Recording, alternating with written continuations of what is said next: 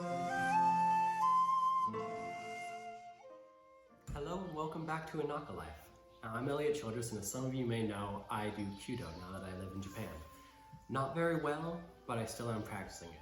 Now, a lot of people are familiar with kyudo as Japanese archery, but there's also this kind of veil of mystery and esotericity? Is that a word?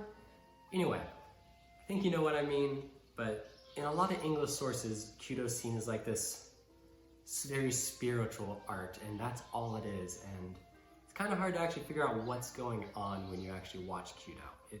Most of the kyudo videos are just watch and see and be amazed. And that is a large part of kyudo, but it's not all there is. There is a lot of technical aspects going on. So in this video, I want to go through my Nidon test and actually review it with you and show you what I did wrong, so that hopefully you can get a better idea of what's going on in kyudo and just be more educated about it so you can watch it and enjoy it and maybe practice it yourself if you want. So first I want to get some little clarifications out of the way. I'm just a trainee. I am not a master. I'm only Nidon right now. I still don't know what's going on 100%. But I know enough of what I'm doing wrong to tell you what I'm doing wrong. And there's probably a lot I'm doing wrong that I don't know I'm doing wrong, but this video is going to be long enough without all those other things. So, yeah. Second, kyudo is not like other martial arts where you learn more advanced and technical things as you go on.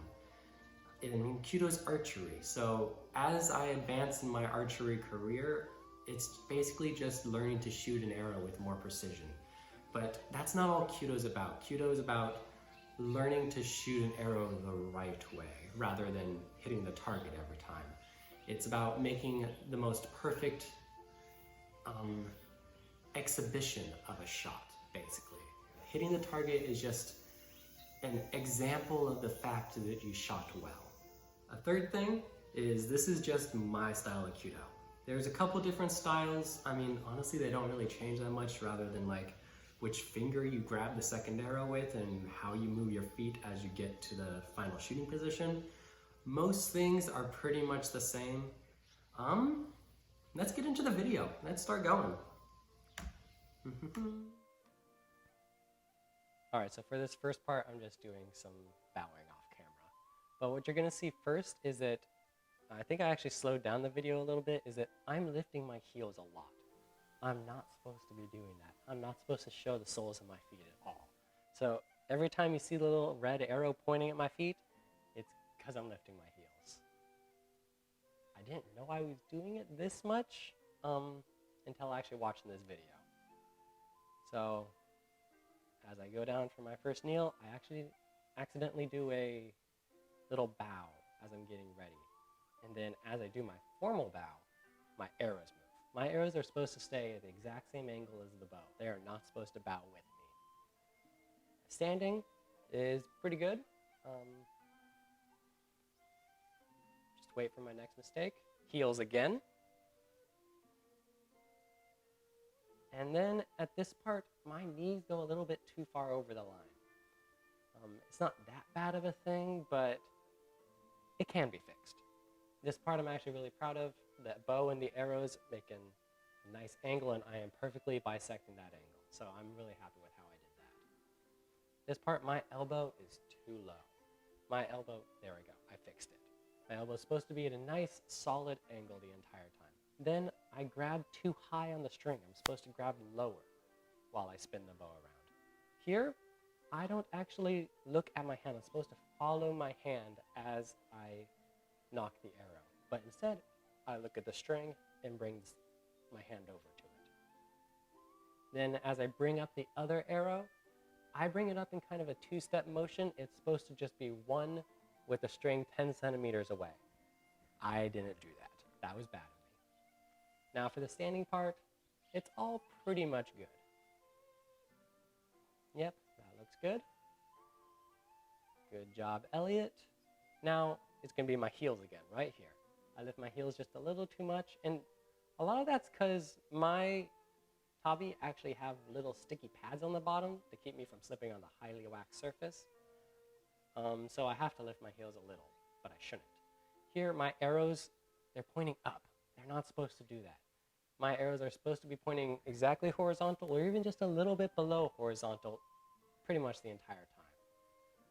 I look over, that's all nice. My arrow is at a nice slight downward angle right now. Now at this part, my arrow, it wobbles a little. I don't know if this is okay. This is one of the things I still have to figure out is, oh, I make a face. That's why there's an arrow pointing my face. I'm concentrating a lot on making sure my grip is perfect and I make a face.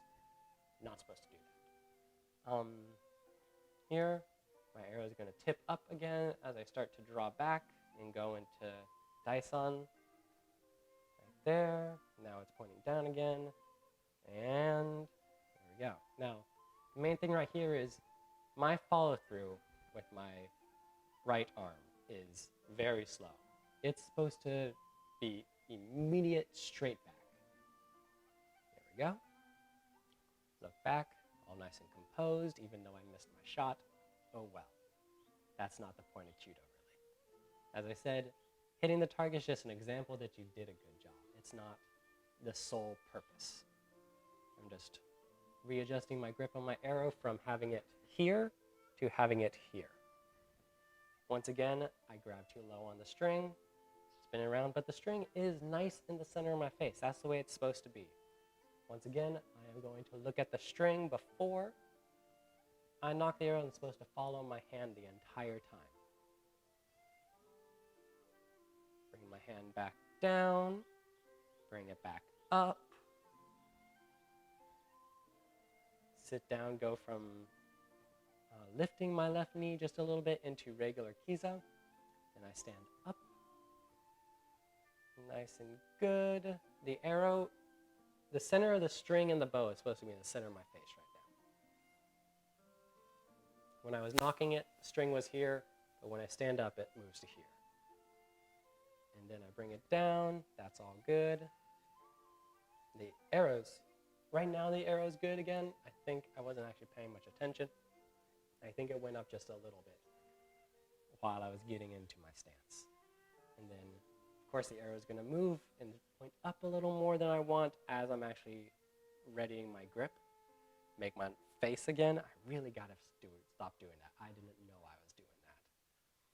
And then, nice deep breath as I look along the target. Raise the arrow. It's going to point up just a little bit too much, and then I get it nice into a good spot. My draw is a little bit fast. It's not the end of the world, but it's a little bit fast. And then finally, my follow-through is very slow once again.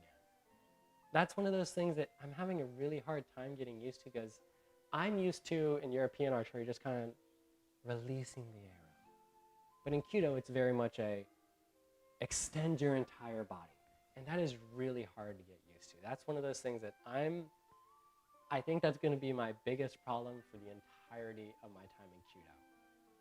And I'm working on it, but that was the end of my Nidon test, and somehow managed to pass. I hit my second arrow. It's, like I said, not the biggest thing in the world, but it does make you feel better when you hit the target. So yeah, I think that's all for the actual critique. Hopefully you can see that I am not a good kyudo practitioner. I still have a long way to go. And it has been an uphill fight the entire way because I have had to unlearn everything from 15 years of European style archery and just get all that out of my head to allow myself to be able to do things like open up during my shot rather than just relaxing and letting the arrow go. I actually thought Brave did a really good demonstration of this when she just, and it just smoothly releases. And you get to see the archer's paradox, and that's such a good scene. Anyway, I hope this helped demonstrate the little things that go into making a perfect shot in kyudo, and that it's much more than about hitting the target. The target, oh, someone's playing the piano over there. The perfect shot is everything from the moment you step into the room to the moment you leave the room. But for now, I hope you enjoyed the video and you learned something. If you want to see more things about kyudo or just my life here in the Inaka of Japan, subscribe, hit the little bell notification thing, and also like the video if you did. And if you didn't like the video, thumbs down. That's 100% fair game too.